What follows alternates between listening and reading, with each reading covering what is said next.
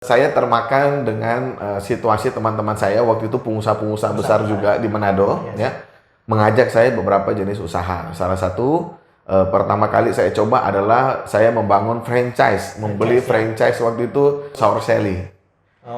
Sour Sally yang pernah buka di Mantos itu pertama kali saya mencoba. Saya rugi itu ratusan juta waktu itu, ya. Terus kedua, dah kapok lagi, teman saya tawarin lagi, ya. Teman saya iseng tawarkan saya untuk bangun dealer mobil. Investasi miliaran waktu itu. Waktu pertama kali bangun dealer tersebut, modal 2,5 M. Kita bisa stok 5-6 unit mobil. Tahun depannya lagi 2,5 M cuma bisa stok 3-4 mobil aja.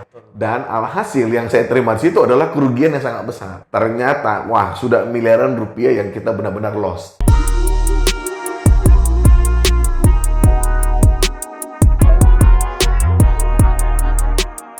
Ya, oke. Jadi saat ini saya akan wawancara Bapak Ricky Lauritan. Selamat sore, Bapak Ricky Lauritan. Selamat sore. Wah. Ya. Gimana kabarnya, Pak? Wah, pasti hebat, luar biasa ya. Sekarang kita tidak bisa saling berjabat tangan, jadi kita cuma Begini aja dulu ya. Orang kalian bilang sawadika. Oke, jadi ada beberapa pertanyaan yang ingin saya sampaikan ya kepada Bapak yang mau saya ajukan, yang tentu ada hubungannya dengan perjalanan kesuksesan Pak Ricky saat berbisnis ya di komunitas ya berbisnis dengan KK Indonesia. Kalau boleh tahu Pak, bisa nggak Bapak ceritakan awalnya bagaimana sih ceritanya sampai Bapak bisa bergabung dengan KK Indonesia ini? Oke, ya. Jadi memang waktu itu saya masih ingat saya waktu itu kuliah semester 2 ya. Waktu namanya anak muda, waktu masa kuliah, waktu itu saya menginginkan bagaimana kalau saya punya pekerjaan waktu itu. Jadi di sela-sela ketemu teman-teman waktu itu kita diskusi ya. Saya sempat pernah menanyakan apa ada pekerjaan yang baik atau tidak. Dalam arti saya waktu itu namanya mahasiswa, ya mungkin juga di pikiran semua mahasiswa pada waktu kuliah pasti ingin ada namanya usaha waktu itu. Nah, jadi waktu itu saya tanyakan ke teman, walaupun saya jadi tukang pikul barang pun waktu itu saya bilang ya, yang penting saya bisa dapat duit waktu itu ya. Dan kebetulan waktu itu ada teman saya dari Surabaya namanya Bapak Alex Lauda. Dia mengatakan satu hal, kalau kamu mau ada pekerjaan, mari datang di waktu itu di Rumah Sakit Bersalin Kirana ya. Itu lantai 2 waktu itu ya.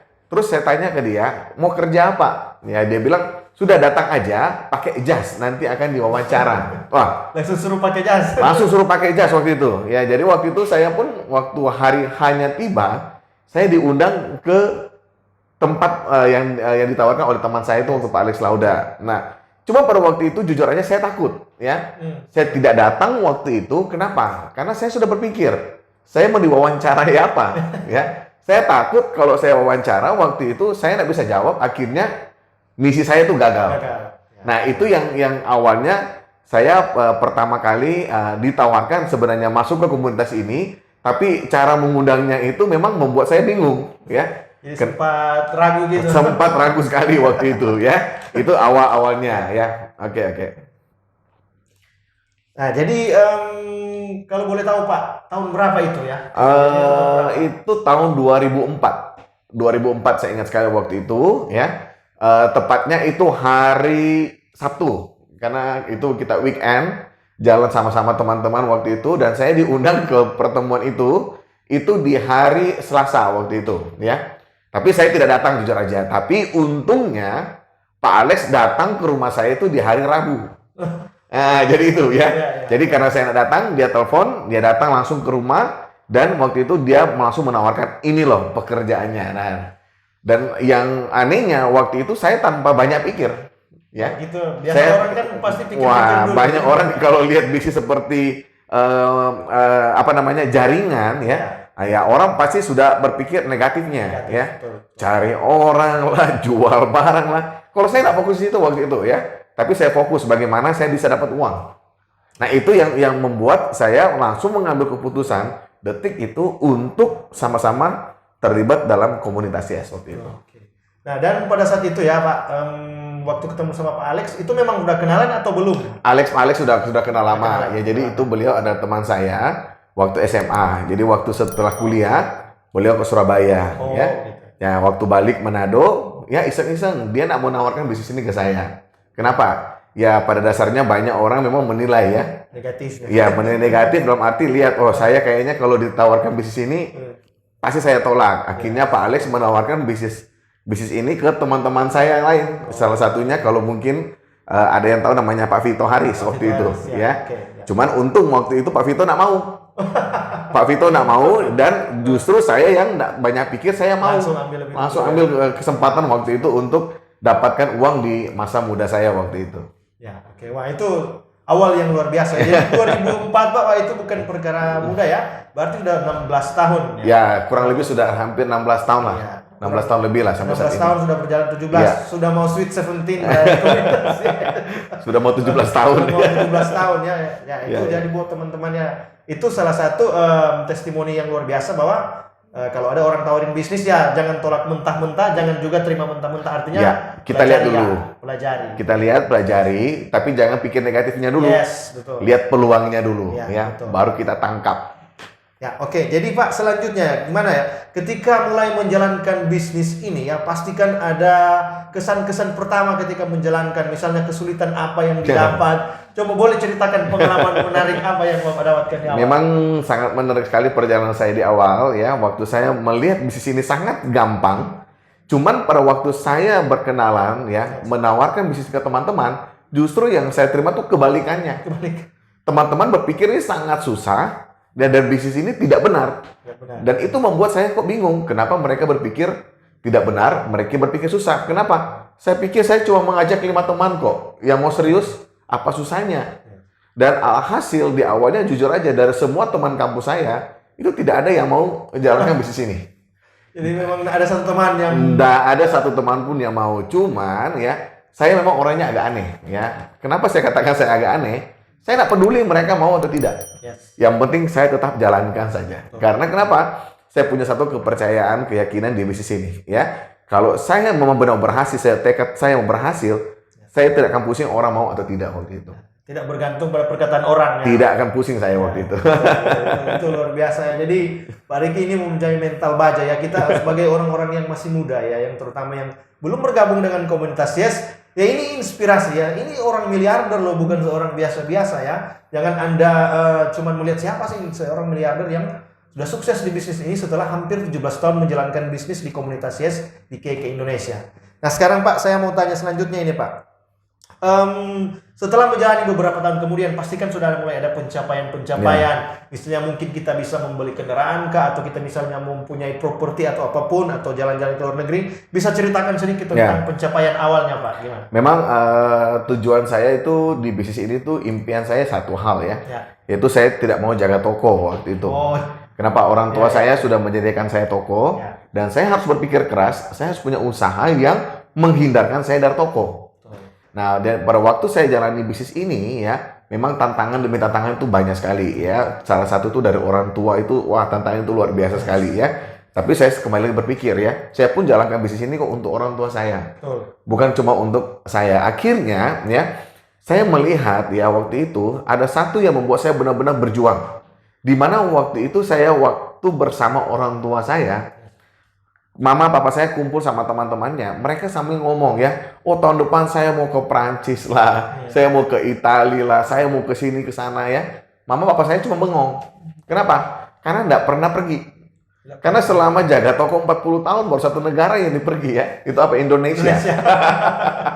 Dan itu membuat saya sedih waktu itu, wah kasihan juga ya. Dan akhirnya saya ingat, wah KK kan ada program luar negeri. Kenapa saya tidak berjuang untuk membuat orang tua saya ke luar negeri? Nah, potong Pak sedikit. Dalam keluarga anak yang keberapa Pak? Saya anak yang ketiga. Anak yang ketiga. Ya, 2 kakak saya itu perempuan, ya. Oh, berarti 3 bersaudara yang paling bungsu. Ya, saya paling bungsu waktu itu. Nah, jadi waktu pertama kali saya berjuang, memang saya dapat tiketnya ke Bali tahun 2005, ya. Kalau cuma tiket Bali, orang tua saya tidak pusing, ya. Kenapa pikirnya cuma Bali? Masih dalam negeri, ya. 2006, ya, saya ajak orang tua saya, mama saya waktu itu mau nak ke Australia, ya. Mama saya cuma bilang apa? Mana mungkin kamu mau ke Australia? Ya, akhirnya saya bilang sudahlah, kalau mama nak mau, kita aja yang pergi. Akhirnya pada waktu saya pergi, mama saya kaget. Kamu beneran mau pergi atau tidak? Benar mau ke Australia. Oh ya sudah, pergi aja. Waktu saya balik, mama papa saya jemput, ya. Dan satu kata-katanya, Keke tahun depan mau kemana? Langsung ditanya. Langsung ditanya, ya. Ya. Cuma waktu itu saya langsung mengatakan bahwa Keke waktu itu akan ke China, Peldeta, dan Hong Kong waktu itu ya. Dan saya katakan kalau mama papa mau pergi, oke, saya ajak, pasti bisa dapat dari Keke. Dan itulah bermula sejak 2007 ya sampai 2020 ya. Saya tidak pernah absen mengajak orang tua saya itu ke luar negeri.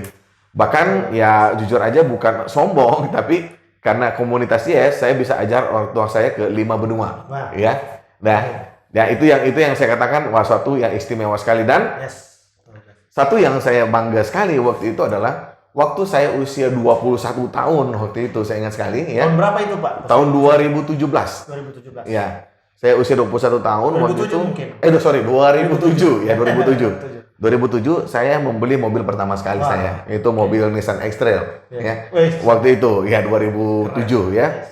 2009 saya ganti mobil lagi ya karena komunitasnya saya ganti ke mobil CR-V waktu itu.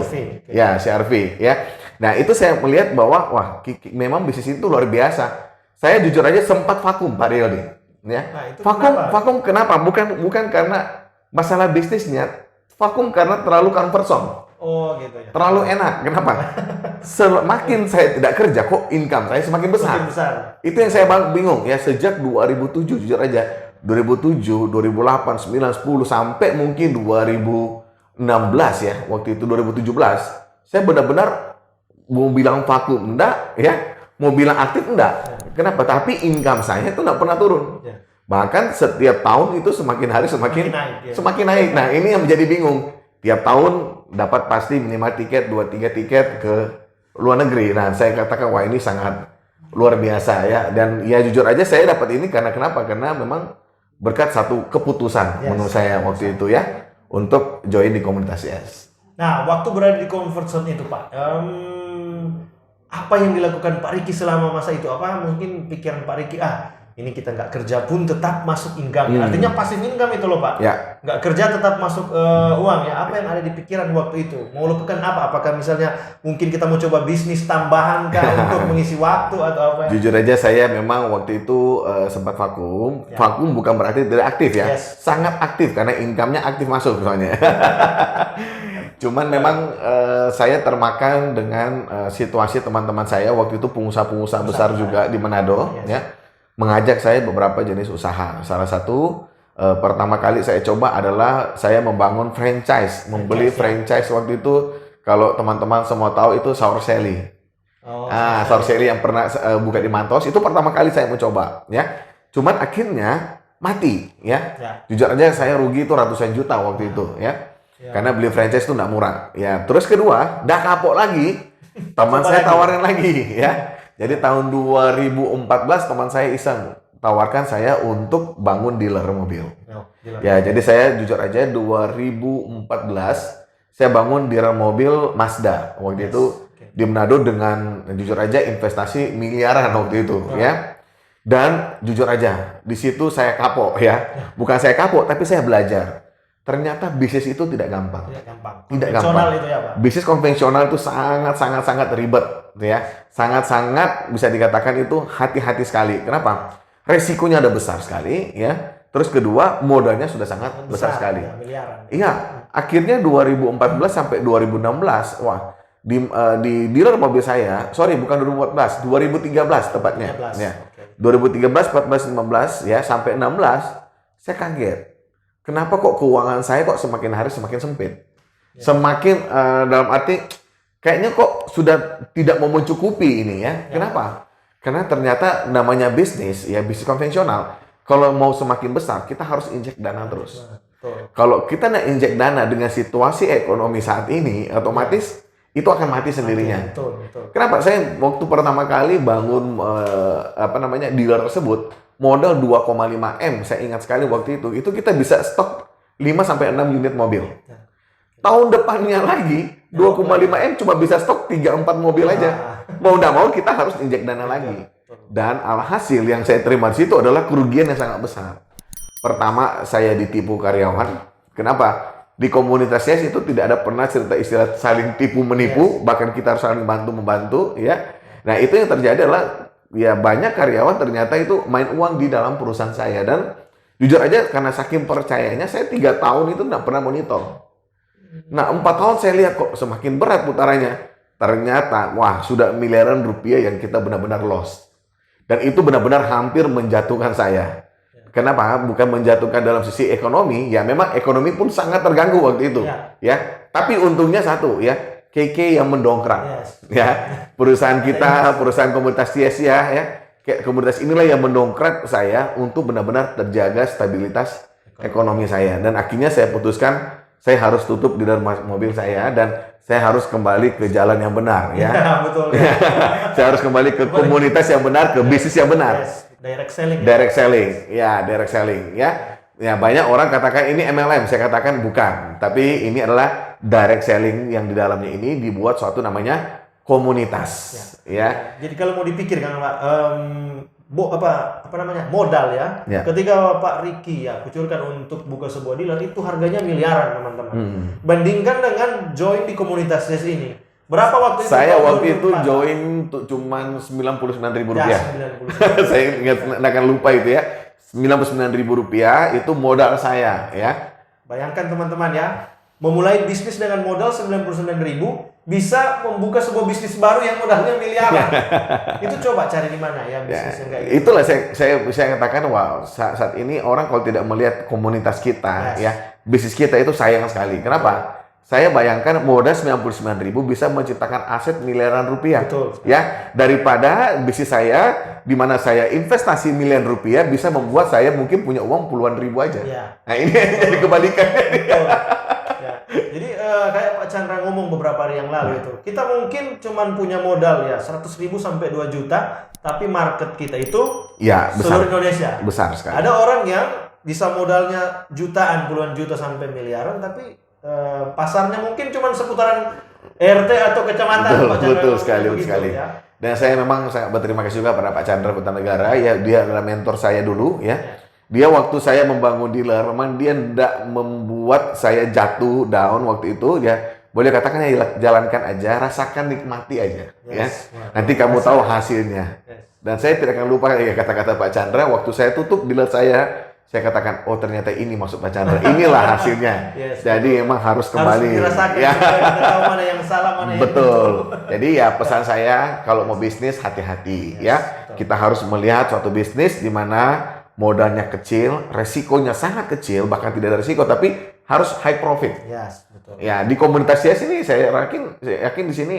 Ya untuk terlibat di sini itu nggak ada resiko, ya. Modalnya kecil tapi hasilnya bisa miliaran rupiah. Ya. Lingkungannya juga positif ya. Sangat positif sekali. Itu tidak ada yang nyolong uang. Betul sekali, nggak ada di sini. Nggak ada yang saling nipu di sini Pak. Ya, malah kita membantu orang-orang yang baru berusaha di bisnis dan komunitas ini. Betul.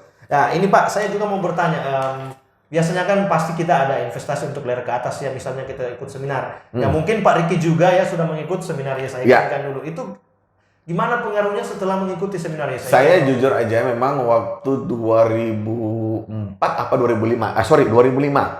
Pertama kali saya ikut seminar SICAN waktu itu ya. 2004 saya memang kegiatan aktif tapi pasif.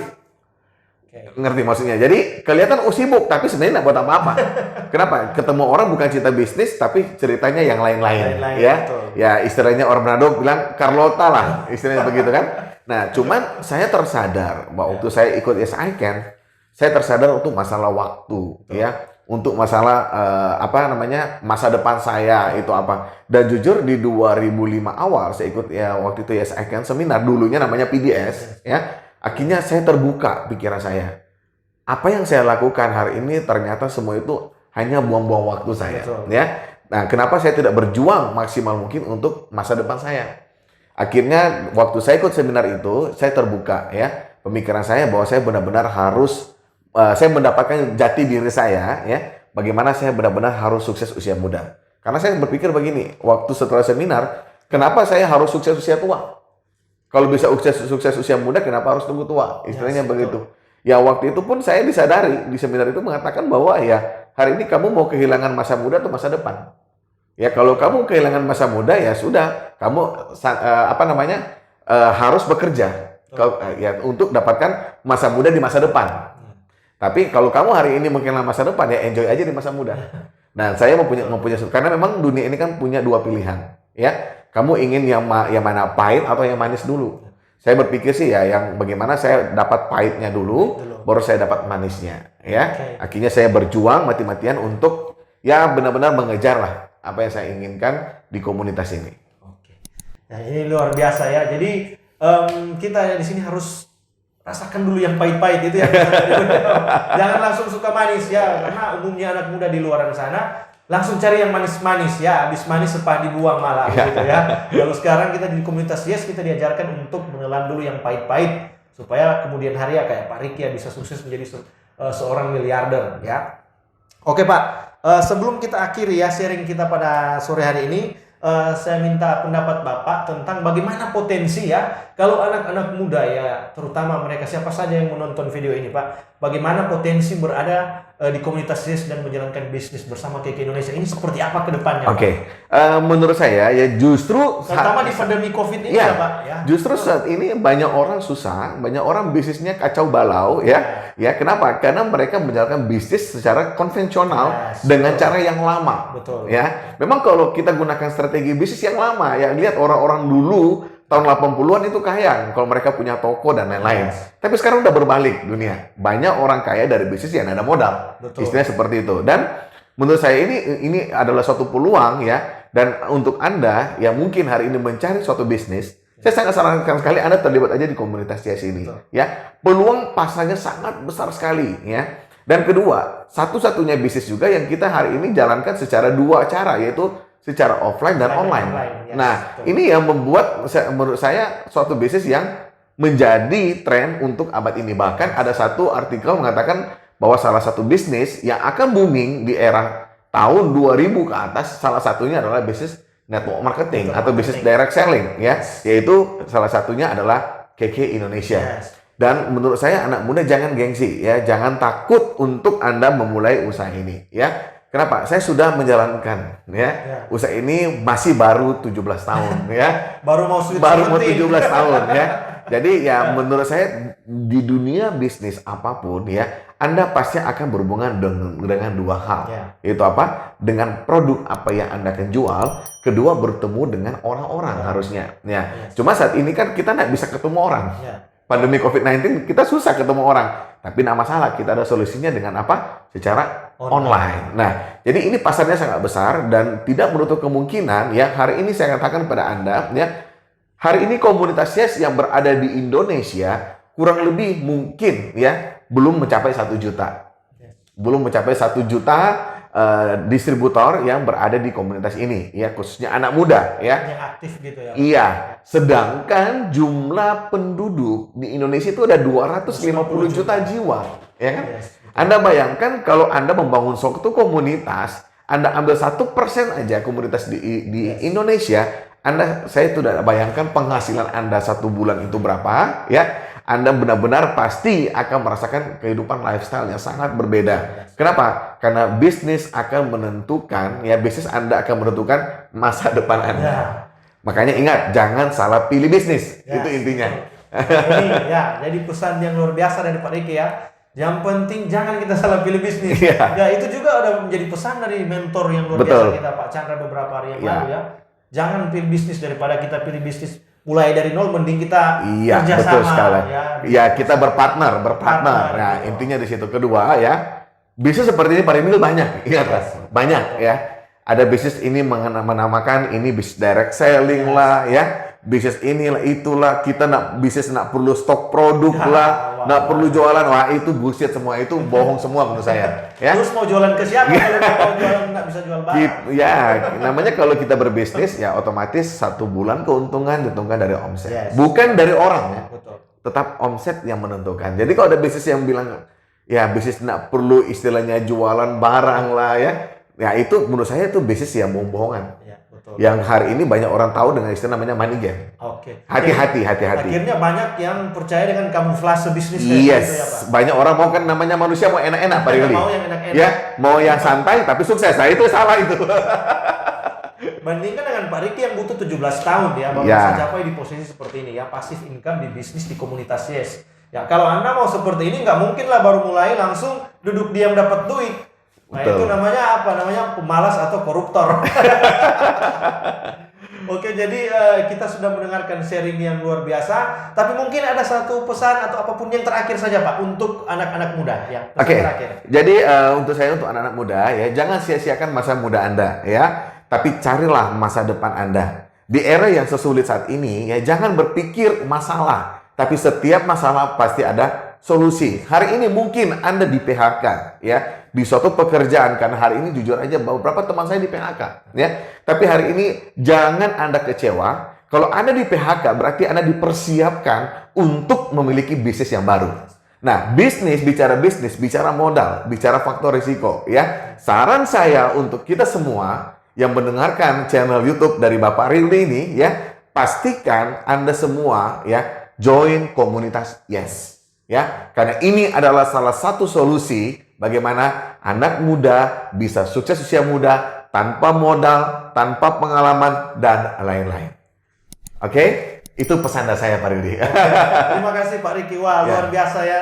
Kita mendapat ilmu yang sangat luar biasa pada sore ini. Karena pengalaman beliau itu akan sangat membantu kita untuk termotivasi, menginspirasi kita untuk menjalankan bisnis. Dan buat teman-teman ya di luar sana, tidak memandang usia berapapun, walaupun kita namanya komunitas Yes, ya kita mengundang Anda untuk bergabung ya. Silahkan bergabung silahkan membaca kolom deskripsi yang ada di bawah dari video ini. Dan silahkan bergabung dengan kami di dalam komunitas Yes. Oke, jadi sekian dulu ya sharing kita bersama miliarder komunitas Yes. Nanti saya juga akan menampilkan miliarder-miliarder selanjutnya yang berada di komunitas Yes, khususnya yang berada di Kota Manado. Ya, ada begitu banyak ya. Ini salah satu contoh yang sangat luar biasa ya, Pak Riki Lauritan. Oke, Pak Riki ya, terima kasih sudah memberikan kesempatan. Thank you. Nanti kita bisa bertemu lagi di lain kesempatan. Oke, terima kasih Pak. Selamat sore. Selamat sore ya, sukses semua ya. Ya. Sampai jumpa. Sampai jumpa. Bye.